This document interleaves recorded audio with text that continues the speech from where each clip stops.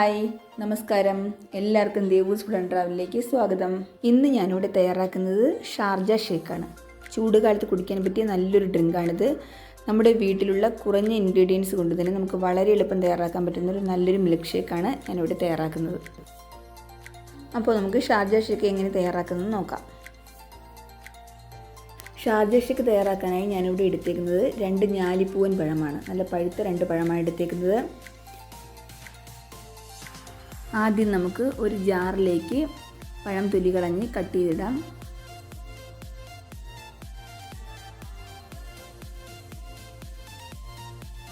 ഇനി അതിലേക്ക് ഞാനൊരു 3 ടേബിൾ സ്പൂൺ പഞ്ചസാര ചേർക്കുകയാണ്.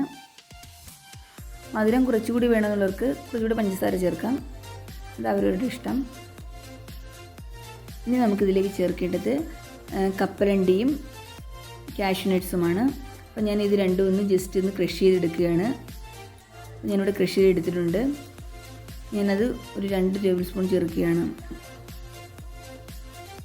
ഇനി നമ്മളിതിലേക്ക് ചേർക്കുന്നത് ഫ്രോസൺ മിൽക്കാണ്. ഞാനിവിടെ 1/2 ലിറ്റർ ഫ്രോസൺ മിൽക്കാണ് എടുത്തേക്കുന്നത്.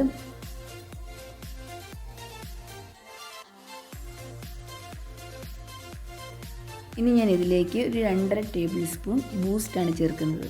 അപ്പോൾ ബൂസ്റ്റിൻ്റെ ടേസ്റ്റ് ഇഷ്ടമല്ലെങ്കിൽ നമുക്ക് ഹോർലിക്സ് വേണമെങ്കിൽ ഉപയോഗിക്കാം.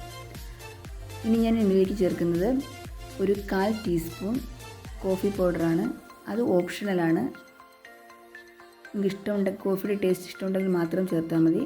പിന്നെ ഞാൻ അതിലേക്ക് ഒരു 1/2 ഗ്ലാസ് പാലും കൂടെ ഒഴിക്കുന്നുണ്ട്. അപ്പോൾ ഇത്രയേ ഉള്ളൂ. ഇനി നമുക്കിതൊന്ന് മിക്സിയിൽ അടിച്ചെടുക്കാം.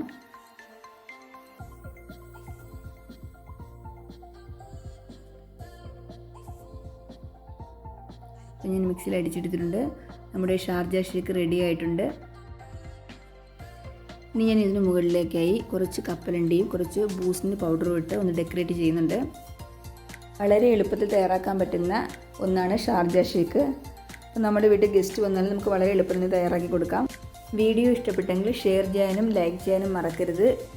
അപ്പോൾ ആദ്യമായിട്ട് ഈ ചാനൽ കാണുന്നവരുണ്ടെങ്കിൽ ഒന്ന് സബ്സ്ക്രൈബ് ചെയ്യാനും തൊട്ടടുത്തുള്ള ബെല്ലൈക്കൺ ക്ലിക്ക് ചെയ്യാനും അതിൽ ഓൾ ഓപ്ഷൻ ക്ലിക്ക് ചെയ്യാനും മറക്കരുത്.